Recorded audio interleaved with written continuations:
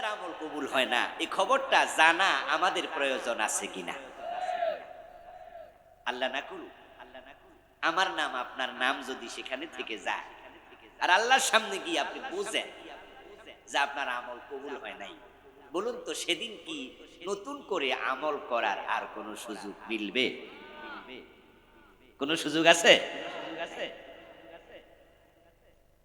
আমার আল্লাহ যা বলেন তাই সত্য। ওয়ামান আসদাকু মিনাল্লাহি কিলা ওয়ামান আসদাকু মিনাল্লাহি হাদিসা। কোরআন মাজিদে আল্লাহ তাআলা বলেন আল্লাহর থেকে অধিক সত্য কথা বলার ক্ষমতা কারো নেই। ওয়াহুম ইয়াহসাবুন, অথচ তারা মনে করে আন্নাহুম ইউহসিনুনা সুনআ, তারা ভালো কাজ করে চলছে, আমল যে কবুল হয় না হারায়া গেছে এটা তারা বোঝেও না। ও নবী আপনি বলুন এমন আমলকারীর খবর আমি তোমাদের দেব নাকি? এই আয়াতে কারিমা গুলো নাজিল হয়েছে আজ থেকে 1400 বছর আগে সাহাবায়ে কেরামের যুগে রাসূলের উপর। এই আয়াতে কারিমা গুলো দ্বারা বোঝা যায় রাসূলের যুগেও এমন মানুষ ছিল যাদের ভালো কাজ কবুল হয় নাই।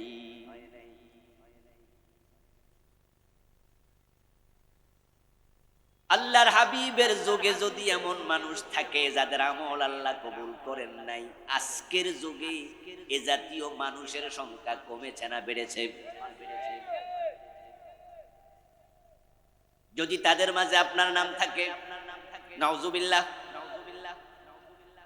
আর আল্লাহর সামনে হাজির হওয়ার পরে আপনি দেখেন আপনার আমল নামা খালি, অথচ আপনি আমলকারী মানুষ ছিলেন, এই রমজানে রোজা রাখছেন, অথচ আমল নামা একটা রোজার সওয়াব লেখা হয় নাই। এই যে শীতকাল গেল প্রচন্ড শীতের মাঝে আপনি ফজরের নামাজ মসজিদে গিয়ে পড়েছেন, এক ওয়াক্ত নামাজও কাজা করেন নাই, কিন্তু আল্লাহর সামনে গিয়ে দেখলেন আমল নামায় নামাজের কোনো সওয়াব। আপনি রমাদান মাসে হিসাব করে করে এক পাই পর্যন্ত যাকাত আদায় করেছেন, অথচ আল্লাহর সামনে গিয়ে দেখলেন আমল নামায় যাকাতের 1 টাকার সওয়াবও। এবার আপনারা জবাব দেন তো এই জাতীয় লোক আল্লাহর সামনে যাওয়ার পরে সফল হবে না ব্যর্থ, লাভবান না ক্ষতিগ্রস্ত? ও নবী আপনি বলুন আমল করেছে অথচ আমলের দিক থেকে ক্ষতিগ্রস্ত যারা, তারা কারা? আমি তোমাদেরকে তাদের খবর দেব নাকি? কাদের আমল কবুল হয় না এই খবরটা জানা আমাদের প্রয়োজন আছে কিনা? আল্লাহ না করুক আমার নাম আপনার নাম যদি সেখানে থেকে যায় আর আল্লাহর সামনে গিয়ে আপনি বুঝেন যে আপনার আমল কবুল হয় নাই, বলুন তো সেদিন কি নতুন করে আমল করার আর কোনো সুযোগ মিলবে? কোনো সুযোগ আছে? আমার আল্লাহ যা বলেন তাই সত্য। ওয়ামান আসদাকু মিনাল্লাহি কিলা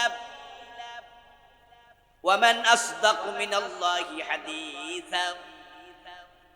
কোরআন মাজিদে আল্লাহ তাআলা বলেন আল্লাহর থেকে অধিক সত্য কথা বলার ক্ষমতা কারো নেই। আমলের দিক থেকে ক্ষতিগ্রস্ত মানুষগুলো আল্লাহর সামনে হাজির হওয়ার পর দেখবে নেকের পাল্লা, নেকের কিতাব, নেকের আমল নামা এরকম সাদা, অথচ তারা সেদিন আল্লাহর কাছে আরজি করবে, বলবে আল্লাহ আমি তো নামাজি, আমি তো রোজাওয়ালা, আমি হজ করেছি, যাকাত দিছি, আমার আমলগুলো তুমি কেন কবুল করলে না? আল্লাহ তাআলা বলবেন বান্দা তুই কি সূরাতুল কাহফের 103 এবং 104 এ 2 আয়াত পড়স নাই? সেখানে তো আমি আমার নবীর মাধ্যমে বলেছিলাম কাদের আমল নামায় সওয়াব থাকবে না, ক্ষতিগ্রস্ত। এরপরে ফিরিস্তি আমি দিয়েছি সূরা কাহাফ যদি পড়তি, এগুলো জানতি, শিখতি, তাহলে তোর আমলগুলো কেন কবুল হয় না, ওই দোষগুলো ফাইন্ড আউট করতি, চিহ্নিত করতি, করে তাওবা করতি, আর আমি আমল কবুল শুরু করতাম। কিন্তু সেই দোষ থেকে তুই তো তাওবা করস নাই, তাই আমলগুলো কবুল হয় নাই। আল্লাহর জবাব শোনার পরে আবার মানুষ কি বলবে, ওই ক্ষতিগ্রস্ত মানুষগুলো কি বলবে সেটাও আল্লাহ কোরআনে বলছেন। তারা সেদিন বলবে, ওয়ালাউ আন্না লানা কাররাতান ফানাকুনা মিনাল মুমিনিন। ও আমাদের রব, আমাদের কুফরির কারণে, শিরকের কারণে, বেঈমানির কারণে কোন আমল আপনার পর্যন্ত আসে নাই, আমরা আজকে বুঝেছি। এখন আপনার কাছে আমাদের দরখাস্ত, আপনি আমাদেরকে একটা বারের জন্য দুনিয়ায় পাঠান, আমরা ভালো মুমিন হয়ে আবার ফিরে আসতে চাই। সেদিন তারা আল্লাহর কাছে এই কথাটা বলবে। কিন্তু সেদিন এই আরজি কি আর কবুল হবে? কোন সম্ভাবনা আছে? বরং আল্লাহ তাআলা ফেরেশতাদেরকে বলবেন, খুযুহু ফাগুল্লুহু সুম্মাল জাহিমা সাল্লু। এই ফেরেশতারা তারে ধর, জাহান্নামের ডান্ডা বেড়ি পড়িয়ে দে, অতঃপর জাহান্নামের মাঝখানে ধাক্কা দিয়ে ফেলে দে। নাউযুবিল্লাহ। এই মানুষগুলো জাহান্নামে পড়ে যাবে, কিন্তু জাহান্নামে পড়ার পরও তাদের চিৎকার, তাদের আরজি শেষ হবে না। ইন্নাহালান নার ইয়াবকুনা ফিন্নার। প্রিয় নবী বলছেন, তারা জাহান্নামে যাওয়ার পরও জাহান্নামে কাঁদবে, এবং এমন বেশি কাঁদবে, কান্নাহা জাদাওয়াল। তাদের চোখের পানি, তাদের গন্ড দেখবে এমন ভাবে প্রবাহিত হবে, দেখে মনে হবে নালা দিয়ে বৃষ্টির পানি প্রবাহিত হচ্ছে।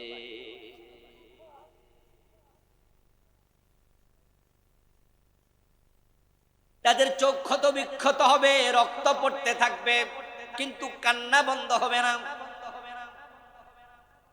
তারা জাহান্নামে গিয়েও বলবে, রব্বানা আখরিজনা মিনহা ফাইন উদনা ফাইন্না যালিমুন।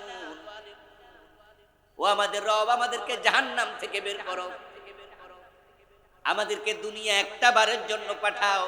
ফাইন উদনা, যদি আমরা এই বেঈমানি আবার করি, ফাইন্না যালিমুন, আমরা ঘোষণা দিলাম আমরা জালেম, আমাদেরকে তুমি পরে যা শাস্তি মনে চাই দিও, কিন্তু একটা বারের জন্য জাহান্নাম থেকে বের করে দুনিয়ায় পাঠাও, আমরা তাওবা করে ভালো হতে চাই।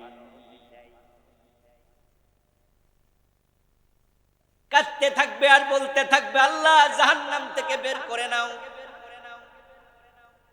তাফসীরে জালালাইন পড়ে তা লিখছেন, 40 বছর একাধারে কান্না করার পরে জাহান্নামে আল্লাহ তাদের কথার জবাব দেবেন। ফালাকসউ ফিহা ওয়ালা তুকাল্লিমুন।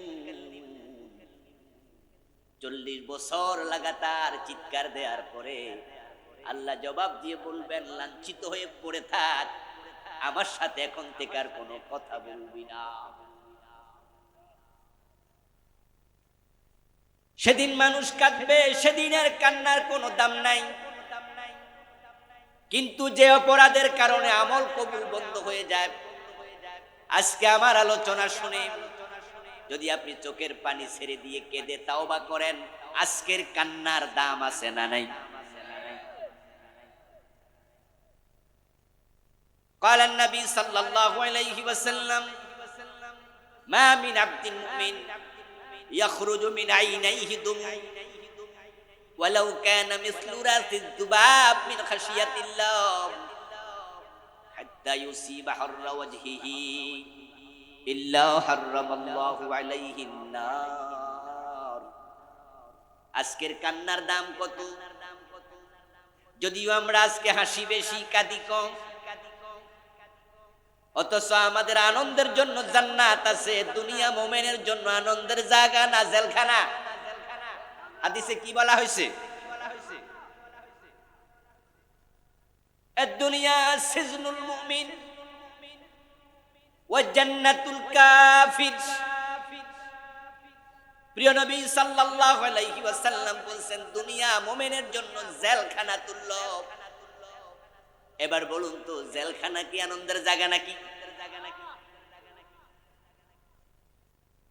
উদাহরণের গুরুত্ব বুঝতে হবে।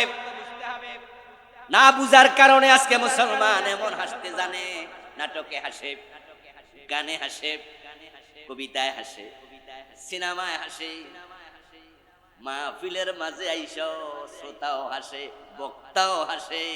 এমন বক্তা শ্রোতা আছে না নাই? মানে সব জায়গায় শুধু হাসতে, মাহফিল গুলো পর্যন্ত নাটকের মঞ্চ আর হাসির মঞ্চ বানাইছে। এবং এই জাতীয় হাসন্য বক্তা পাইলে শ্রোতার অভাব হয় না, দল বান্ধা হাজির হইতাছে। দাওয়াত দিয়া নে চল, মজা কারে কয় ওয়াজে দেখবি, হাসতে হাসতে পেটে চামড়া বুটা। অথচ অট্ট হাসি দিলে মানুষের চেহারার নূর কমে যায় এবং হাসির কারণে কলব শক্ত হয়ে যায়।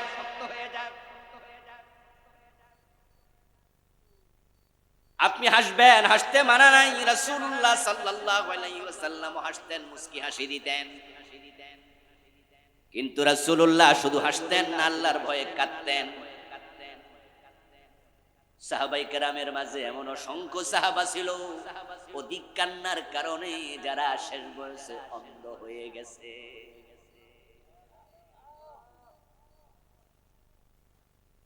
ও মুসলমান, তুমি হাসবা, হাসার জন্য তোমাকে বানানো হয় নাই। দুটি ফোঁটা আল্লাহর নিকট খুব দামি। একটা হলো কান্না করে চোখের পানির ফোঁটা যদি তুমি ছাড়তে পারো, তাহলে তোমার চোখের পানির ফোঁটা তোমার জাহান্নামের আগুন নিভাইয়া দেবে। কিছুক্ষণ আগে যে হাদিস শোনালাম, প্রিয় নবী সাল্লাল্লাহু আলাইহি ওয়াসাল্লাম বলেন যদি কোনো মুমিন আল্লাহর ভয়ে কাঁদে আর তার চোখ থেকে মাছির মাথা পরিমাণ সামান্য পানি বের হইয়া চোখ থেকে গাল পর্যন্ত আসে, আল্লাহ তার জন্য জাহান্নামের আগুনটাকে হারাম বানাইয়া দেয়। চোখের পানির মূল্য আল্লাহ তাআলার কাছে এতটাই বেশি। হাসরের ময়দানে সূর্য যখন মাথার উপর থেকে উত্তাপ দেবে, মানুষ 50,000 বছর হাসরের ময়দানে এক কদমের উপর দাঁড়ায় থাকবে, দুই পায়ে এভাবে রাখবে, দুই কদমে। এই কদম নাড়তে পারবেন না 50 বছরে, এক কদমের চেয়ে বেশি জায়গা নাই। এই দুই কদম রাখবেন, আপনি লড়াইয়া যে রাখবেন সে জায়গা আপনাকে দেয়া হবে না।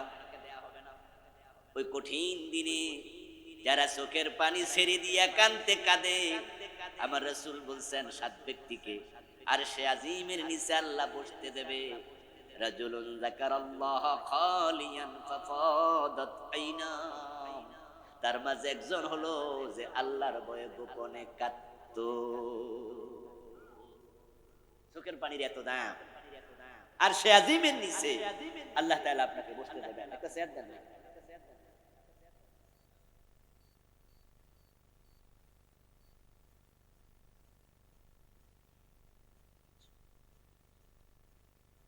রাসূলুল্লাহ সাল্লাল্লাহু আলাইহি ওয়াসাল্লাম বললেন যদি আপনি কাঁদতে পারেন, আপনার চোখের পানি জাহান্নামের আগুনকে হারাম করবে, আর সে আজিমের নিচে আপনাকে বসার জায়গা করে দেবে।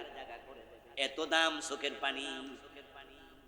আরেকটা হলো শহীদ যখন জিহাদের মাঠে শাহাদাত বরণ করে, ওই রক্তের ফোঁটা আল্লাহর কাছে এত দামি।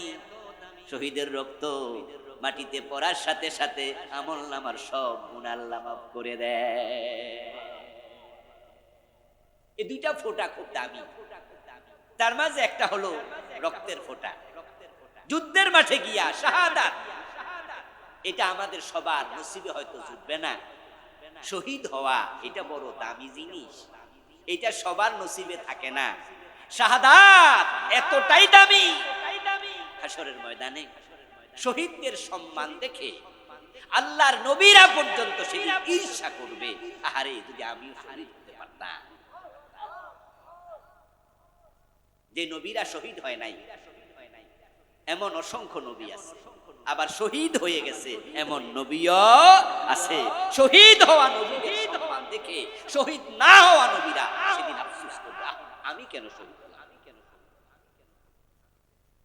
আমরা সবাই শহীদ হতে পারবো না, আর বাংলাদেশে পরিবেশটাও নাই। আমরা 90%, আমাদের বাড়ি ফিলিস্তিনে হলে তাহলে হয়তো শাহাদাত সহজ ছিল, আমাদের বাড়ি কাশ্মীরে হলে শাহাদাত সহজ ছিল, ঠিক না? কিন্তু চোখের পানি ছেড়ে দিয়ে কান্না করার সুযোগ আমাদের সকলের আছে না নাই? আল্লাহ চোখের মাঝে পানি, আপনি চাইলে কেঁদে দিতে পারবেন। জাহান্নামে গিয়ে জাহান্নামী কাঁদবে, নালার পানির মতো চোখের পানি বের হবে, কিন্তু আল্লাহর কাছে সে পানির মূল্য সামান্য নাই। আর আজকে যদি আপনি তাওবা করেন, চোখের পানি ছেড়ে দিয়ে কাঁদতে যায় নামাজে গিয়ে দাঁড়ায় আসবে, যায় নামাজে সিজদা দিয়ে কাঁদতে পারেন, আপনার এই তাওবা চোখের পানির কারণে আপনার যে আমলগুলো কবুল হয় নাই, তাওবার কারণে আল্লাহ সেগুলো কবুল করে নেয়ার ক্ষমতা আল্লাহর আছে না নাই?